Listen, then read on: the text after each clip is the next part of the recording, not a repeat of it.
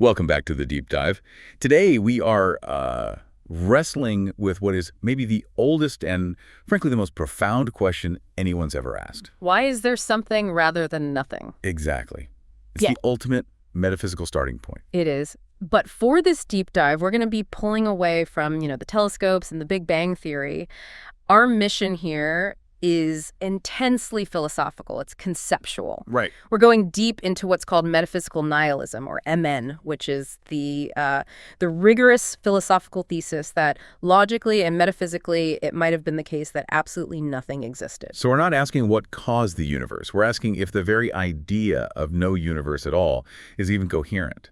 Is it a consistent, possible thought? That's the core of it. We need to explore how contemporary philosophy, both from the analytic tradition and the Continental side, defines nothingness, how it argues for it, and ultimately what it uses the concept for. And it's crucial to state this up front.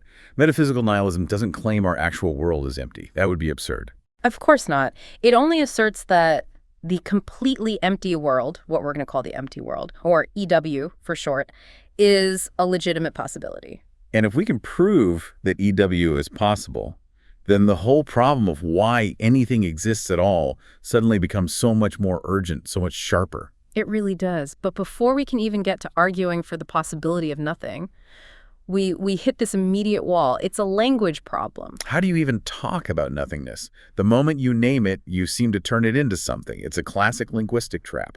It's been tripping up philosophers for centuries, and it really all starts with how we use the word. You can see it perfectly in Lewis Carroll's Through the Looking Glass. Oh, right, with Alice and the King. Exactly. Alice says the king's messenger saw nobody on the road, and the king immediately insists that nobody must be a person.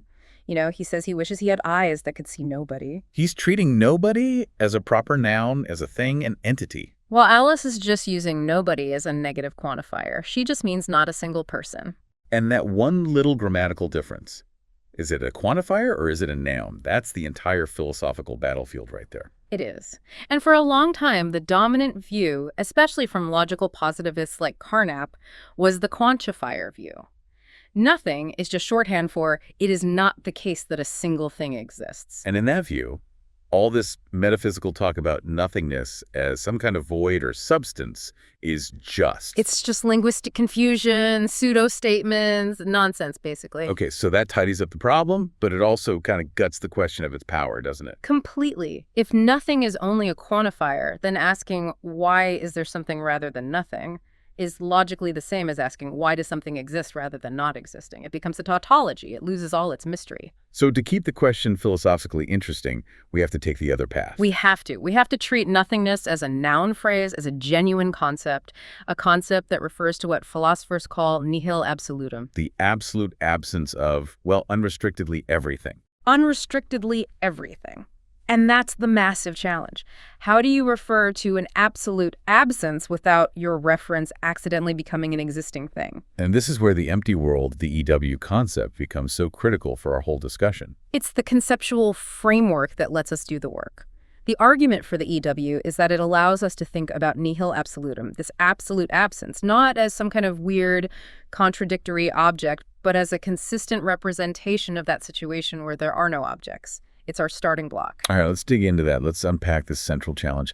Most philosophers, after Carnap, seem to agree that the quantifier-only view just isn't enough. It's not. And the classic example they always point to is the theological or cosmological statement about creation out of nothing. Because if you use the quantifier view there, it becomes meaningless. Creation out of the non-existence of everything, the sentence just sort of collapses. It doesn't capture the intuition that there was a state of absolute non-being that came before existence. So we need nothingness to be able to refer to that absolute absence. We have to be able to name it. We do.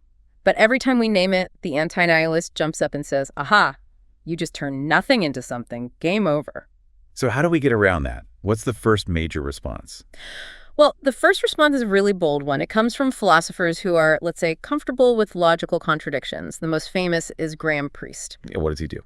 He essentially looks at the anti-nihilist accusation and says, you're right, and I embrace it. Yes, nothing is a contradictory object. Wait, really? That seems like an almost willfully paradoxical move. What's the logic there? The logic is that the contradiction is forced by the definition itself. On the one hand, nothingness is by definition the absolute absence of all objects. That's its negative side. Okay. But, and this is the key, in order to talk about it, to conceptualize it, to make it an object of our discussion, it has to be something. It has to be an object of thought. So it has to exist to be talked about, but its definition requires it not to exist. There's your contradiction. Priest concludes that nothingness both is and is not an object. It both is and is not something. And to believe that, you have to adopt a whole different kind of logic, right? You do. It requires you to adopt dialetheism, which is an ontology that allows for true contradictions. He even links it to mereology, the study of parts and wholes.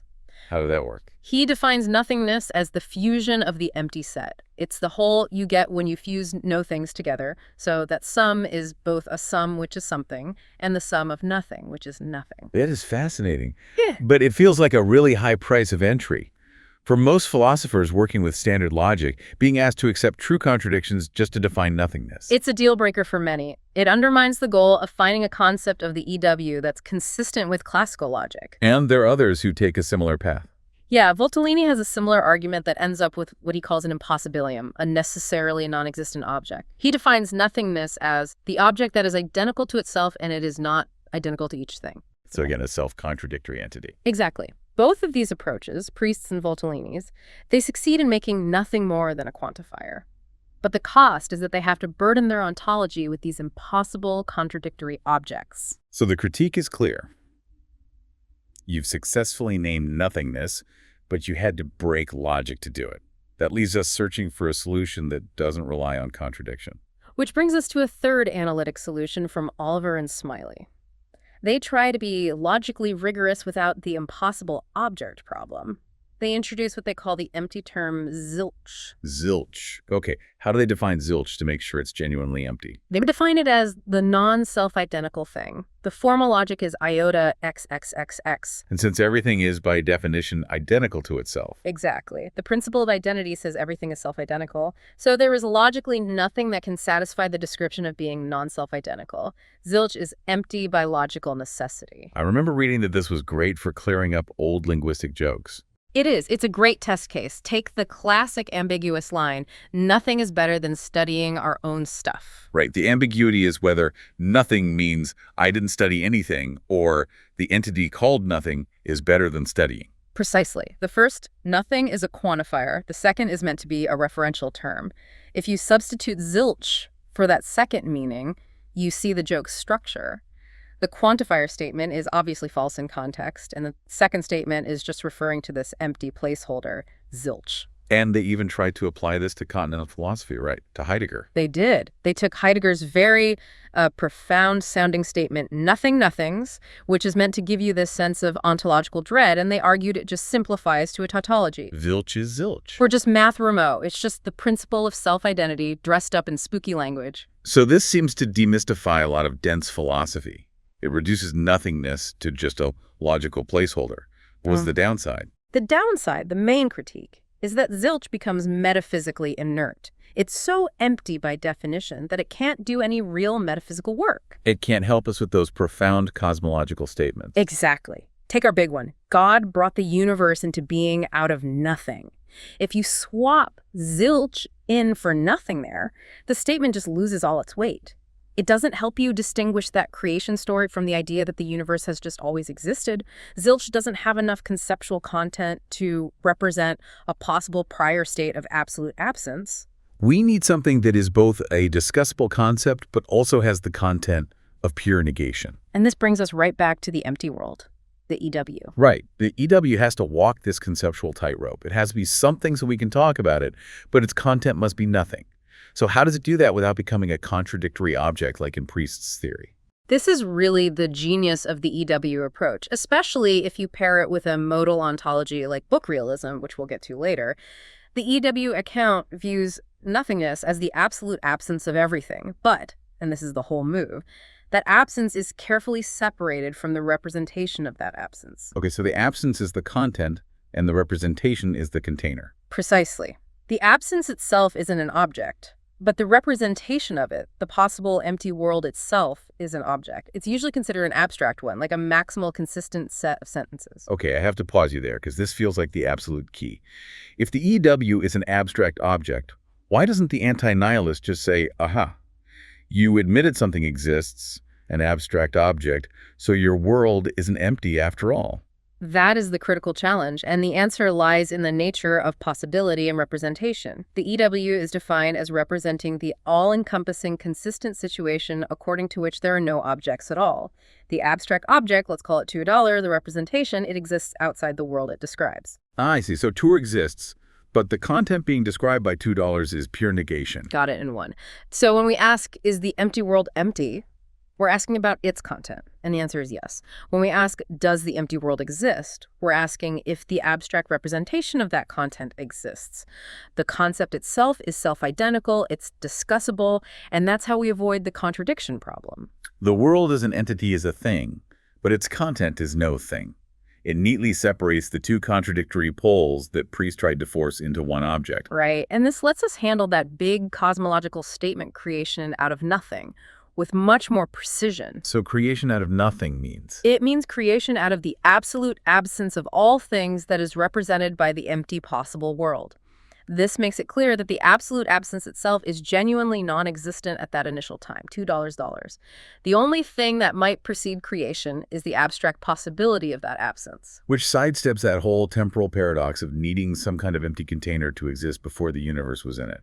It does. The EW is really the best conceptual tool we have for talking coherently about nihil absolutum. Okay, so now that we have a coherent concept of nothingness in the EW, we can finally move on to the actual philosophical thesis that this EW is, in fact, possible. This is metaphysical nihilism, MN. MN is, at its heart, a simple but radical idea. There might have been nothing. It's an exploration of what we call modal space, the space of all possibilities, and it asks if absolute non-existence has a place there.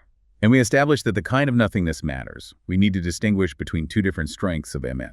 Right. First, there's weak MN. This is the thesis that a world containing only abstract objects is possible. So a world with things like numbers, sets, properties, but no concrete objects like stars, atoms, or, us. That's often seen as the easier claim to defend. It is. And then there's strong MN. This is the maximalist claim, the possibility of a world with neither concrete nor abstract objects. This is the argument for the truly, absolutely empty world, the true nihil absolutum represented by our EW concept. So let's start with the classic argument, the one that tries to get us to at least weak MN, subtraction argument. This is a really robust thought experiment developed by thinkers like Baldwin and Rodriguez Pereira.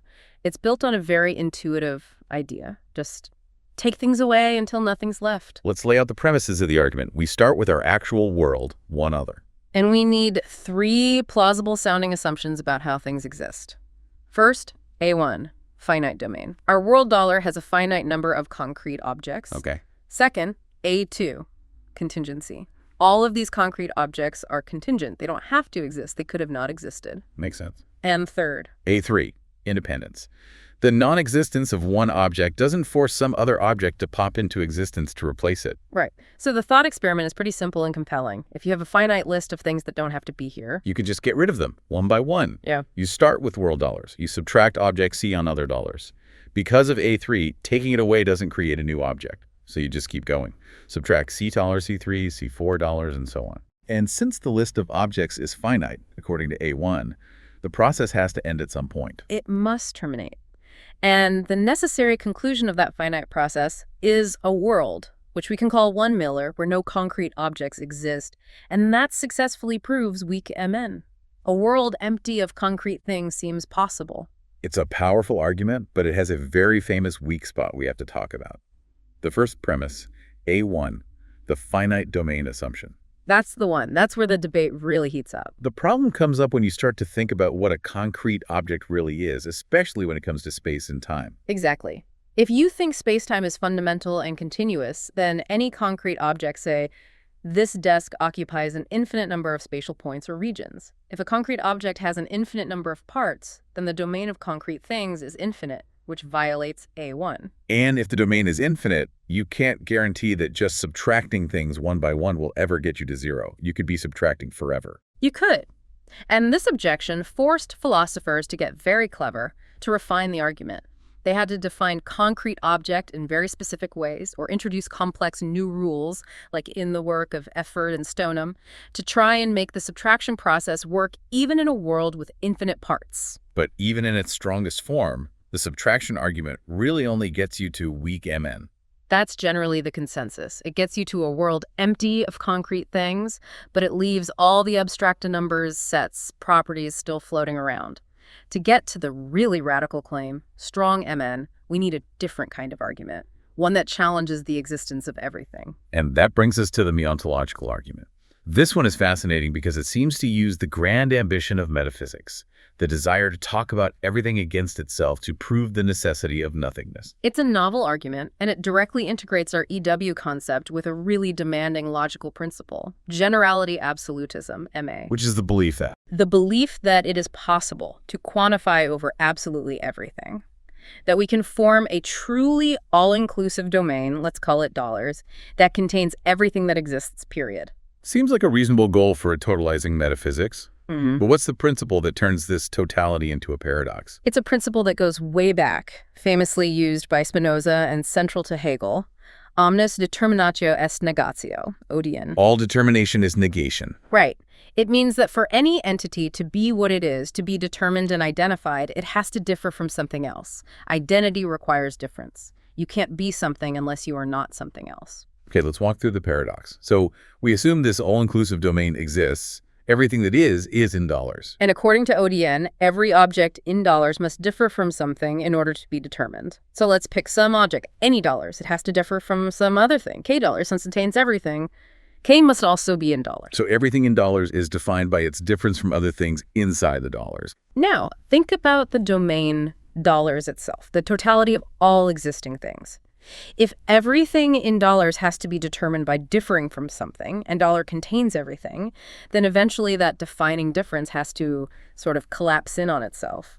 If the object dollar must differ from something, and that something has to be in dollars, what happens when we apply this principle to the totality itself? Or to the concept that defines the totality? You get a contradiction. You get the statement, dollars differs from dollars. Which means dollar is not taller. Which is a flat contradiction of the principle of identity, that dollars. This is the paradox of totality. The very attempt to form a coherent concept of an all-inclusive domain of existence leads to a logical self-contradiction. Okay, so if the sum of all existing things is a self-contradictory idea, how does the empty world come in and save the day? To avoid the paradox, the something that every entity must differ from cannot be another entity within the domain dollars. It has to be something outside of existence itself. It has to be non-existence. It must be the absolute absence of everything. And since we decided we can't just talk about absolute absence without a coherent way to represent it, we need the EW.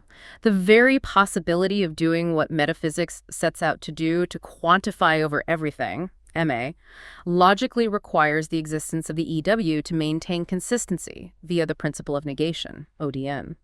The EW acts as the logical anchor for non-existence, allowing existence to be determined without contradicting itself. That's an incredible argument. It's proving strong MN, not by taking things away, but through what seems like sheer logical necessity. It's a powerful approach, and there's one more that's just as clever, the elentic argument. If the meontological argument uses the logic of totality, the elentic argument uses the logic of rejection. It's basically a logical trap for the anti-nihilist. It is. We start by taking the anti-nihilist's position seriously. They say the empty world is impossible because it's inherently contradictory. Right, it's a nihil negativum, a contradictory entity, something that represents nothing, and therefore it can't be a possible world. But in making that claim, they're relying on a hidden step. They have to define what a contradictory object is. And this is where the logical conversion happens. What's the conversion? The assumption that any contradictory object, nihil negativum, like a round square which can't possibly exist, is really just a way of talking about the empty set, about absolute negation, about nihil absolutum. Okay, so the anti-nihilist says, the EW is contradictory, so I reject it. But if they say it's contradictory, they are admitting it's a nihil negativum. And if it's a nihil negativum, then by this conversion principle, it is de facto the absolute absence of everything. And the absolute absence of everything is precisely what the EW concept was designed to represent in a coherent way. So their very attempt to reject the EW on the grounds of it being a contradiction, forces them to concede the existence of the very concept of absolute absence that the EW is meant to capture. It's a beautiful self-refutation. By denying the possibility of nothingness, the anti-nihilist inadvertently confirms the conceptual coherence of nothingness. They get caught in a logical loop. Okay, we've laid out some really powerful arguments for the possibility of nothingness.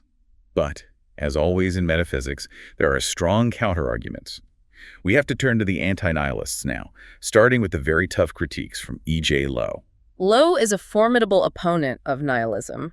His first argument, which targets strong MN, goes right after the definition of a possible world itself. For Lowe, a world is the sum of all existing objects. It's a mereological sum, a collection of parts. So what happens if you have a world with no objects, no parts?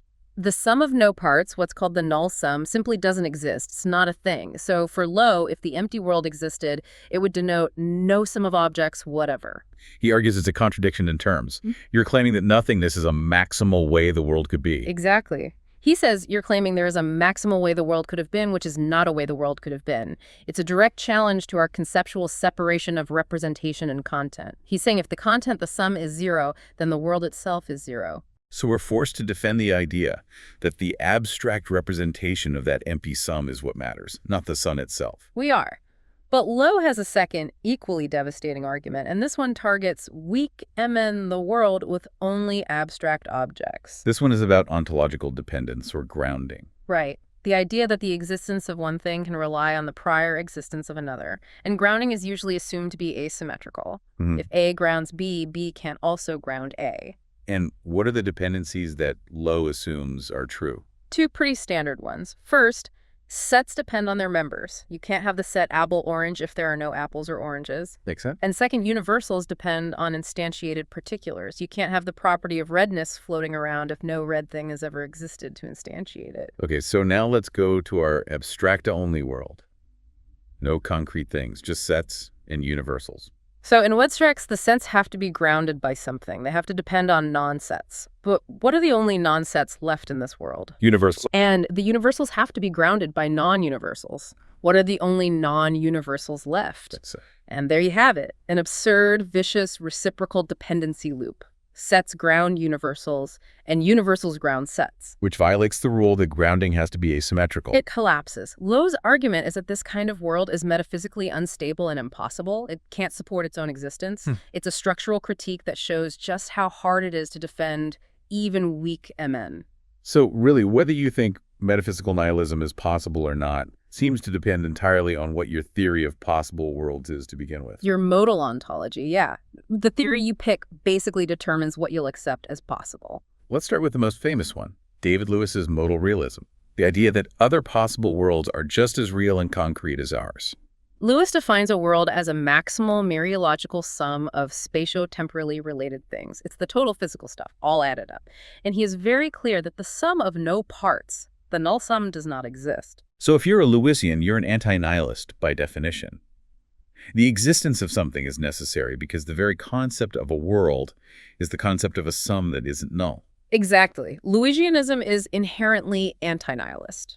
No empty worlds allowed. What about abstractionism? The view that possible worlds are abstract things, like maximal consistent states of affairs, like Plantinga argued. Abstractionism is, on the surface, more friendly to MN because worlds aren't concrete sums. But there's a catch. Many abstractionists believe that abstract objects themselves, properties, numbers, the states of affairs that make up the worlds, are necessary existence. They exist in every possible world. They have to. And if abstract objects are necessary, then there can't be a world without them. So that immediately rules out strong MN. At best, an abstractionist could hope for weak MN. And even then, they'd have to figure out a way around Lowe's dependency argument. That's the challenge. So if we really want strong MN to be a live option, we need a theory of worlds that is abstract, but doesn't insist that all abstract objects exist necessarily. And this brings us back around to book realism, which you mentioned earlier. The idea that worlds are maximal, consistent sets of sentences. Book realism is the most accommodating theory for the EW concept. In this view, the empty world is a set of sentences. That set is an entity, an abstract one. But the content of that set is made up of sentences like, everything unrestrictedly does not exist at all. So the distinction we made earlier holds up perfectly. The set of sentences exists. That's our abstract object, doorway. But the state of affairs it describes is total absence. It is, and that separation is key. It lets us avoid the contradictions that Lowe and others point to. The empty world isn't the empty set. It's a set that contains propositions describing emptiness. It gives the concept the self-identity it needs to be discussable. But even if we accept book realism and the EW concept, there's one final, really tough logical hurdle for strong MN, the truth-maker puzzle. This one is fundamental. It's based on the widely held truth-making principle, TM. If a proposition is true in a world, there must be something that exists in dollars that makes true. Existence grounds truth. Exactly. So let's apply this to our empty world. We assume the crucial negative truth, let's call it NT2, is true in that world. And NT2 is the proposition. There are no objects at all. Now, if we apply the truth-making principle to that proposition, we get an immediate, glaring contradiction. Let me guess. There must be something that exists at world that makes the proposition there are no objects at all true. You got it. It's a blatant contradiction. So the truth that nothing exists requires the existence of something to make that truth true. That just feels like a self-defeating definition. If the world is absolutely empty, where would this truth maker even be? It can't be anywhere. And this contradiction forces the defender of strong MN into a really difficult choice. Either you reject the possibility of strong MN altogether, or you reject the truth-making principle as a universal rule. You have to assert that some truths, specifically maximal negative truths like this one, are true without needing an existing truth maker. And rejecting the truth-making principle is a huge move in metaphysics, isn't it? It's a massive concession. TM is a core idea for so many realists. But the very possibility of absolute nothingness brings it into question. If strong MN is true, then the maximalist view that every truth needs a truth maker has to be false. So the existence of the empty world would prove that the fact of absolute non-existence is a kind of primitive truth, one that's true by default without needing anything to ground it. That's the conclusion you're forced into. The possibility of nothingness fundamentally changes our theory of truth itself. Wow. Okay, so we've seen how this EW model helps us untangle these really complex problems in analytic metaphysics. But you said its real power is how it can act as a bridge to Continental philosophy. It can. It can give a clear logical structure to some famously dense philosophical texts. Let's start with the big one, the notoriously difficult opening of Hegel's Science of Logic, which tries to build an entire system of thought from nothing without any presuppositions. Hegel's goal is to start with pure, immediate thought. So he begins with pure being sign. This is just existence stripped of every single quality. It's pure isness and nothing more. Because it has no determination, it has no content. And if it has no content, then it's completely indistinguishable from nothingness. Exactly. Being with no characteristics is identical to nothing with no characteristics. But this realization, Hegel says, that being instantly turns into nothing is a movement. It's a transition. He calls it becoming verdant. The real starting point isn't being or nothing, but their dynamic, contradictory unity. And that's often read in this very mystical, almost temporal way. How does our EW concept give that a more logical, non-temporal structure? We can use the EW concept to stand in for that abstract idea of absolute indeterminate for pure being. The empty world is our presuppositionless starting point. And as we've established, the EW has two necessary but contradictory Hegelian moments built into it. Okay, so the first moment is A. That's the empty world as a conceptual entity, the representation.